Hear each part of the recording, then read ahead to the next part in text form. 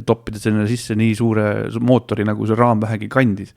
Et mul kolleeg Karl Salumäe on neid autosid võrreld, et see nagu V8 mootoriga rula, mis on põhimõtteliselt nagu suurepärane võrdlus ka seda Nicholsit vaadates, et ongi nagu rula, mille külge on seotud V8 mootor. Ja mis saaks veel ägedamat olla? Ja kuigi meil oli seal ju näha Paganisid, eks ole, siis olid seal mõned Porsche'd, siis oli seal Lamborghinisid, terve suur väljapanek.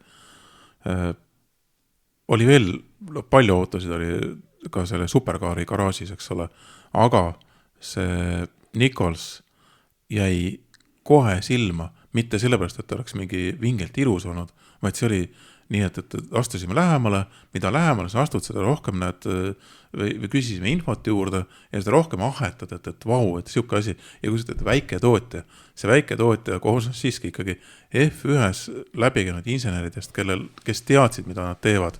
Seal ei olnud nii, et hakkame nüüd autot aretama, et ei, see oli niimoodi, et oli võetud ikkagi parimatest parimat nii-öelda teadmused ja pandud sinna sisse ja Nichols nii-öelda käibki ringi, neil oli üks auto valmis ja mõned tootmises ja selle näitusautoga nad käivad ju, nüüd lähevad, kas tulid Ameerikast ja lähevad Ameerikast? Tulid Ameerikast ja suvel nad plaanivad Goodwoodi, eks ole minna. Ja Goodwood, täpselt.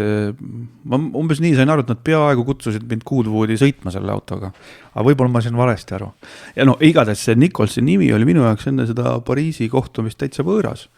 Ja tänu sellele oskusteabele neil on, tundub, et tõsi taga. Hinnaklass on oli jälle 500 000, eks ole, mis kilohinnan on päris raske või tähendab päris kallis, sest et see auto oli ju ülikerge, ta kaalus 900 kilo ja mootor oli siis 7-liitrine Corvette, mis oli omakorda tuunitud, forseeritud 700 hobujõu kanti, et selle auto kiirusomadused võivad olla täitsa hirmsad.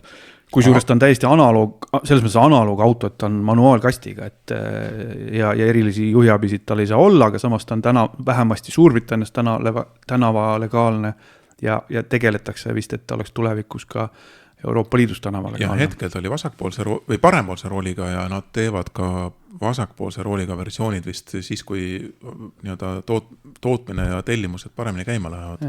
Ja sisse istudes sinna, ma mahtusin sinna kenasti ära ja üks esimesi nuppe, mis mulle silma jäi, oli keskkonsoolil keskel oli lihtsalt nupp number 11, eks ole. Siis me küsisime, et mis nupp see on.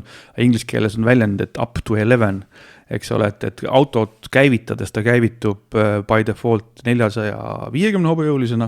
Ja kui sa tahad, et kõik oleks nagu täiesti maksimumi peale, et 700 hobujõud, et sa vajutad seda nuppu 11, siis on sul kõik nagu täiesti põhjas. Siuke äge väike.